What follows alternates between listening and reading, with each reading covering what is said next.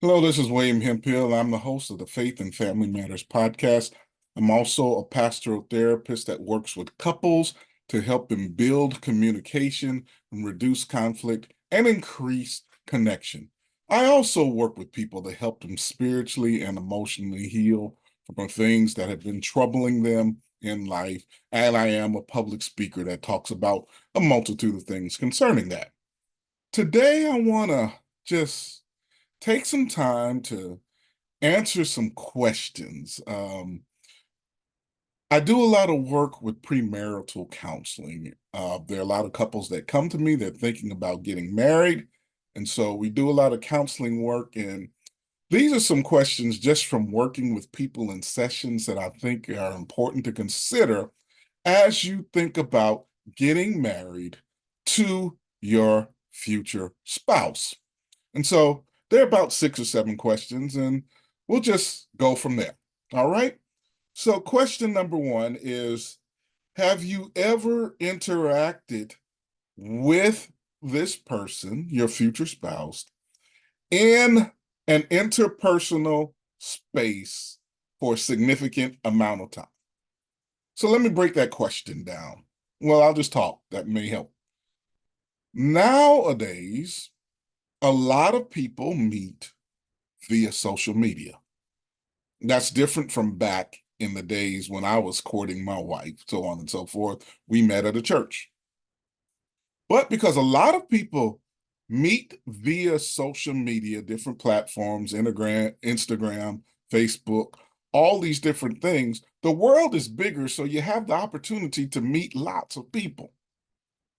The challenge with that is you don't get to necessarily know them as intimately as you would like to unless you spend time with them in personal space, i.e., y'all are in the same space together, interacting with one another, doing various tasks, you know, dating, but not just dating, visiting friends.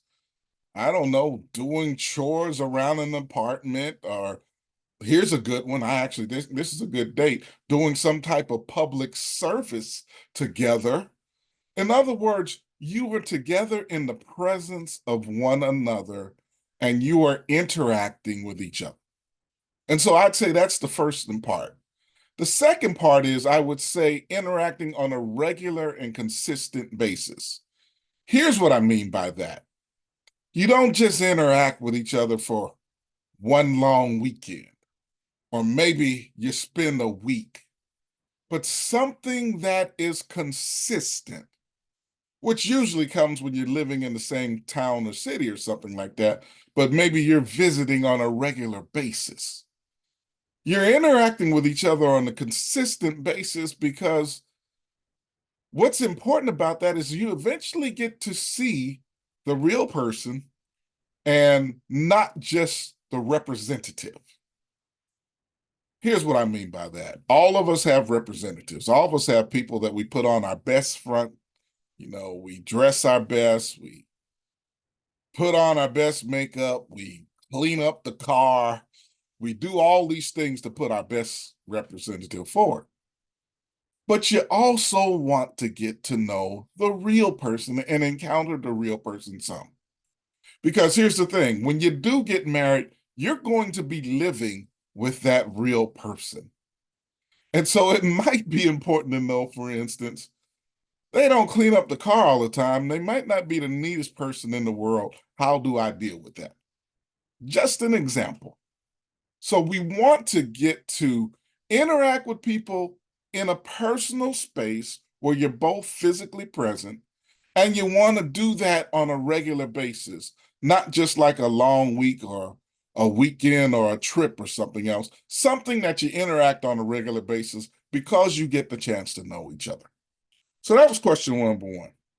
Number two, have you ever seen this person angry? Have you ever seen this person angry? You want to know how your future spouse deals with anger. Because the truth is, You're around each other long enough, something's going to happen, and you and or your spouse is going to get angry. That just happens when two people interact with each other on a basis long enough, something does happen.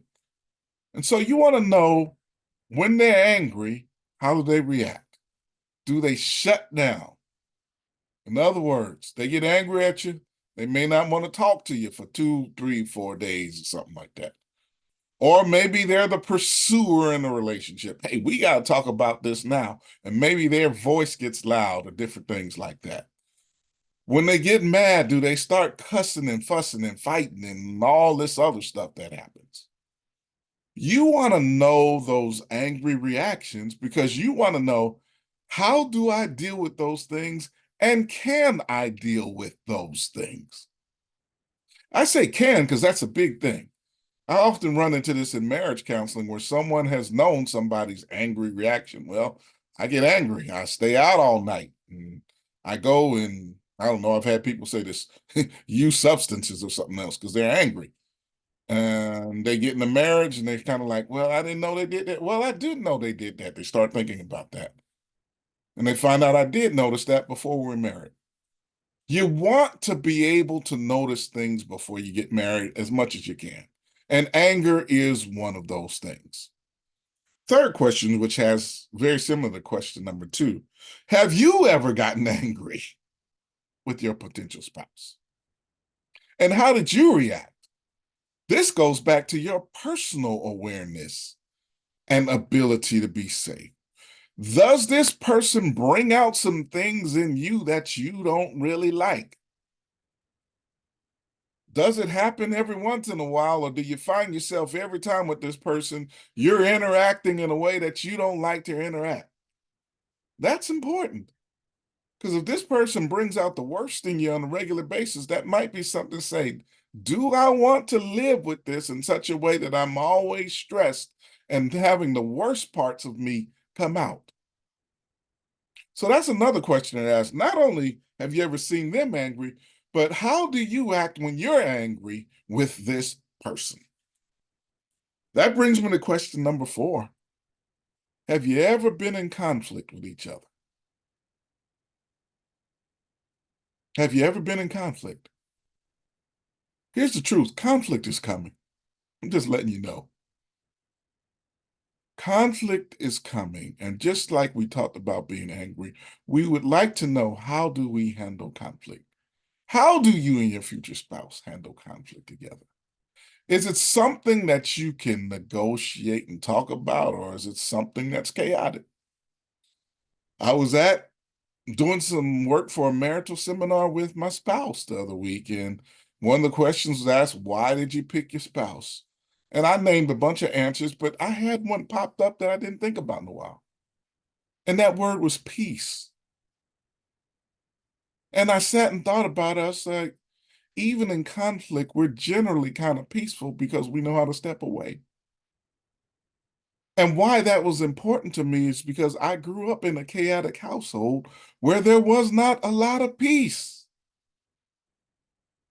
And so I say that to for you to know how you handle conflict, because that is important. So here's another question for you. Have you met their family? Have they met yours? Have you met their family, and have they met yours? This is important. Why? I like to say when we get married, we're not only merging 2 lives and creating a family unit, we are also blending 2 families and all the relationships, history, and origin and stuff that goes with that. Some people disagree with me on this. That's okay. But I like to say your family of origin is with you, whether you know it or not. Here's one way that your family of origin is, or that you grew up with, is with you. You yourself have learned habits, traditions, have triggers, patterns of behavior, different things that you've learned from your family of origin or the family you grew up with whether you wanted to learn them or not. And here's the other thing about it. Sometimes they're inside of us and we don't know. I'm going to give you an example. Me and my wife, when we first had our kids, we had our kids and we're sitting here conflicting over dinner time. My wife was like, hey, we need to have dinner at the dinner table. Me, I was like, ain't nothing wrong with sitting right here in front of the TV and we just have it on the TV trays and we're cool. We fought over this thing and we both thought we were right. Here's the truth though. My wife grew up in a home where mama cooked the meals every day. She did not work and she was in the country. And so they all sat down at the dinner table together. Me, I'm part of the latchkey kid generation. So sometimes mama might have food, but sometimes mama might not. And I had to go in the kitchen and fix my own stuff. And I would sit down in front of the TV and eat. Nothing wrong with either one of those. Two different things, but they influenced us in our relationship. And so I like to say your family of origin influences you whether you know it or don't know it. Here's the other piece about have you met their family?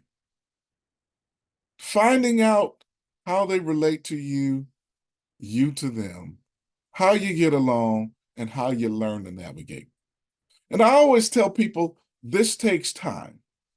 Blending families, as in in-laws and different things like that, is a lot like blending step families or adoptive families. It takes time to build relationship and see how you fit in, where you fit in, and how much you want to do that. So, have you met their family is important. I always add another piece to this, especially as a couple, if you're going to have children, when grandchildren show up, families really start to show up. So just want to let you think about that. All right. Number 6, how does this person handle you when you're not at your best? How does this person handle you when you're not at your best? I'll share another story. I was engaged to my wife, and I think this was a day we had gone looking at wedding stuff and we're making appointments, and we've been riding around all day in the city. We've been riding around all day, and neither one of us have eaten. And so I remember, I think we had one more place to stop, and we held out for this place, and then we were going to turn and go into Red Lobster. I'm in the turning lane, getting ready to go into Red Lobster. Something happens with a car, and my wife gets upset. And this person showed up that I had never seen before. This irritable, angry, fussy person showed up, and I'm like, what's going on here? What's this right here? Remember, I said you need to see people when they get upset. So I just quieted down, went calm, went in, we pulled in a Red Lobster. We went and got on our table. We sat at our table. She was still mad and fussing. And I'm getting more and more quiet because I'm like, what the heck is going on here? We finally get our food. She eats and she calms down. I learned a valuable lesson, a lesson that we still use in 29 plus years of marriage. I learned that when she gets hungry, she gets real irritable. That's something for me to know. Because sometimes when I see her and she's irritable about a bunch of stuff that doesn't make sense, I'm like, hey, have you eaten today? I'm just curious. What'd you eat today? And sometimes she can answer me that. We've gotten to the point we can talk about those things. But I say that to say, how does this person handle you when you are not at your best? Because the truth is, in marriage, we're not always going to be at our best. We might not have had enough to eat one day. We might have not slept enough for 2 or 3 nights. That's my thing. That's when I get irritated, when I don't get enough sleep. There might be stressors going on the job. We might have health problems. There might be a bunch of things going on, and there is going to be something that goes on. And so you want to know, how does that person handle you? And how do you handle them when they are not at their best and when you are not at your best? Just something to think about. Here's a big one. Do you feel safe with this person? And I'm not talking about physical safety, although that's important. Do you feel emotionally safe with this person? Do you feel free to be authentically who you are at this moment in time? Or are you scared that you have to hide parts of yourself from this person? You want to know these things because if you can't be authentically who you are, it's going to be tough in marriage because you are around each other quite a bit. And so you need to know who you authentically are. That might be a side tip, actually. Learning to find out who you authentically are, your values, your beliefs, your goals, your triggers, all these things are good to know. And you may want to know those even before you get married so that you can be authentically you when you show up in relationship. But again, here's the question. Can you be authentically you in your relationship? That's a good question to know. Because if you can't be authentically you, there's going to be problems that show up. Number 8, do you trust this person? Do you trust this person? That's important. Our best relationships are built on trust because we have to depend on each other.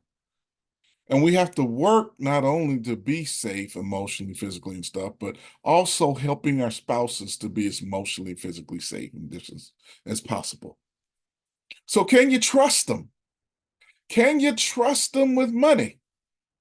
That's a big one. If you're with somebody that you can't trust with money at all, you may want to have some conversations about that. There's an exercise I work with couples talking about what money means to you, whether it's security, safety, freedom, or something else. That's important to know because that'll dictate how you spend money. Can you trust this person to be faithful? You will not believe how many times I have worked with people in marital counseling. They've come because of an affair. And one of the things that's found out in the history is, but while they were dating, before they got engaged, or after they got engaged, before they married, that spouse had had an affair or several affairs. So they did not show commitment even before marriage. Here's the thing, if you see that, there's going to be questions about, can I trust you when I am not around you? Trust goes into a lot of areas. But here's the thing, you want to know that you can trust the person. And so you may want to ask yourself this question. Can I trust who I am about to marry? If there's some areas that are questionable, you may want to get counseling about that to get some clarity and understanding how to navigate that. And then here's the final one. I think I saw this on a comedy show or something. No, it wasn't a comedy show. Some show, but I think it kind of gets to the crux of the matter. Can you trust this person to clean the poop off your butt when you no longer can, when you are old or having other health challenges? Can you trust this person to clean the poop off your butt when you no longer can, when you're aged, old, or infirmed?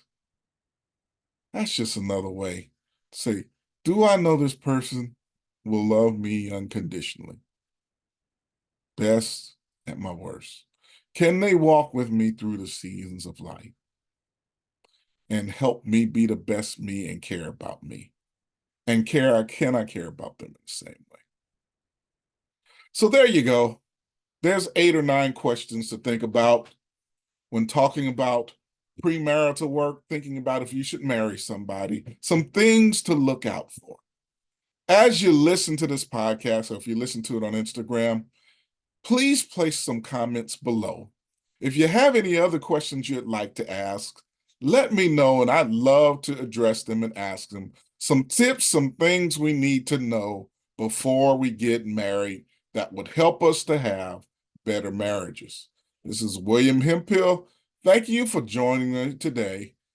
Any questions or you would like to know how to work with me, please go to www.faithandfamilyempowerment.com or www.williamhemphill2.com. Take care and have a wonderful and blessed day.